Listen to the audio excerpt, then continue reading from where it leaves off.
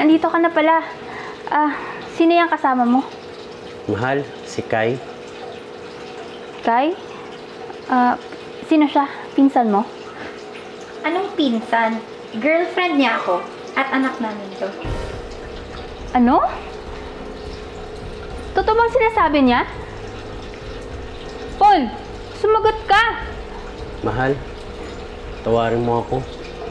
Kasi dinala ko sila rito. Hindi ko naman sila pwedeng pabayaan, lalo-lalo na yung anak ko. Ano? Dito mo sila patitirahin? Bakit, Paul? Nag-iisip ka ba? Wala na akong choice, mahal. Dito ko sila patirahin kasi lalo-lalo na yung anak ko.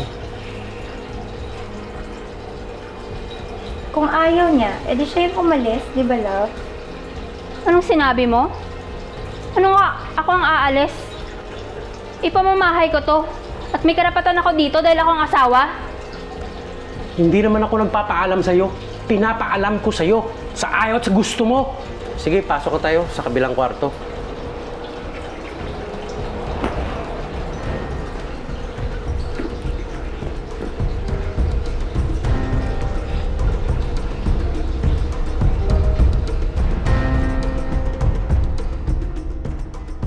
Thank you.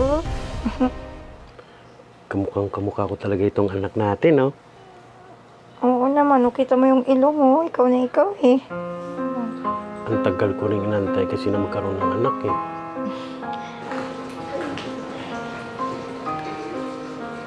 Siyempre naman, sa akin ka lang magkakaanak, no? Asawa mo naman yung may problema. Kakatulog lang nito. Kanina iyak ng iyak. Ate, ba't ka naman kasi pumayag na dito yan titira? Ewan ko ba? Mahal na mahal ko yung kuya mo, Del. Tsaka, intindihan ko naman siya eh, na gustong-gusto niyang magkaanak. At hindi ko kayang ibigay yun sa kanya. Ate, hindi naman na siguro tama na pati yung nanay dito din. Ano na lang sabihin ng mga kapitbahay? Yaan na muna natin kuya mo, Del. Hanggang kaya kong tiisin, gagawin ko. Sige lang ate, kaya naman. Sige lang. Sige lang. Tiis lang muna ha. Kaya mo yan. Dito lang ako. Muna ako ha. Sige.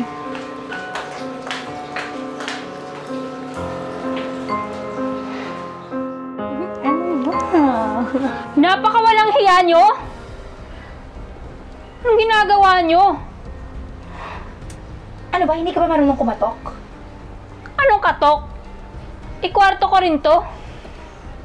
Hinayaan na kita, napatiran mo yung kabit mo dito sa pamamahay ko. Pero, para babuyin yung teritoryo ko? Sumusobra na kayo, Paul.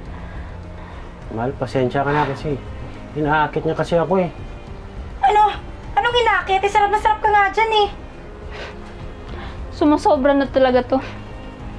Aalis na ako sa pamamahay na to. Mahal, wag.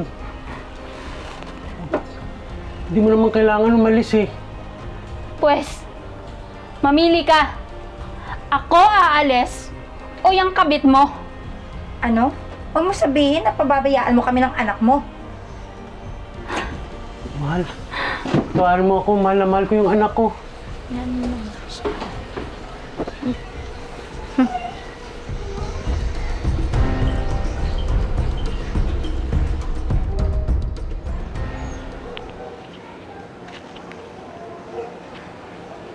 Hello?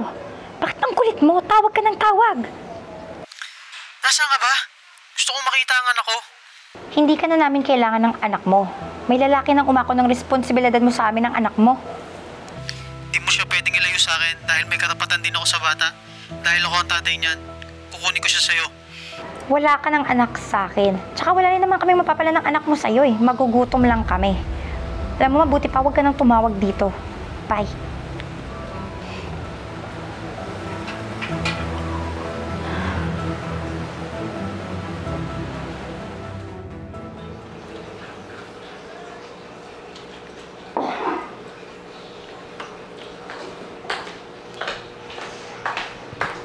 Kuya, nasan si ate? Umalis siya. Iniwan na ako. Ano? Piniyagan mo umalis si ate? Kuya naman eh. Alam mo, hindi ko maintindihan ba't ka nagkakaganyan. Kung ganyan ka mag-isip.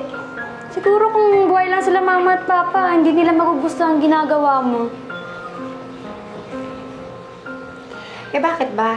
Hindi naman kailangan ng kuya mo yung babaeng yun eh. Tsaka mas importante kami ng anak niya. Anak?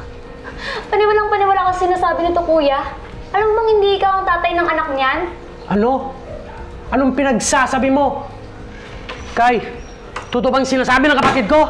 Ewan ko kung magawa ng kwento yan. Eh alam mo namang hindi ako gusto ng kapatid mo, di ba? Huwag ka na nga magsinungaling. At huwag mo rin akong gawing bingi, ha? Dahil rinig na rinig ko, nakausap mong tatay ng anak mo. At ginagamit mo lang si kuya para panagutan ka! Totoo bang sinasabi ng kapatid ko? Ha? Sumagot ka! Eh ano kasi, Love eh. Kailangan na talaga namin ng matitira ng anak ko. Tsaka may relasyon naman tayo, so responsibilidad mo rin ako. Pinaliwala mo ako na ako ang tatay ng anak yan. Niloko mo ako. Kaya lumayas ka rito! Umalis ka! Alis!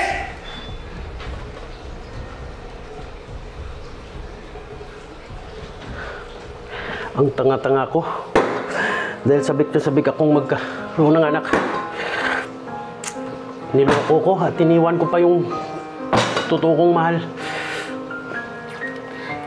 Kuya, sinayin mo yung babaeng mahal na mahal ka. Alam mo, tiniis lahat ni ate na pinatira mo dito yung kabit mo. Kasi alam niya na gustong-gusto mong magkaanak.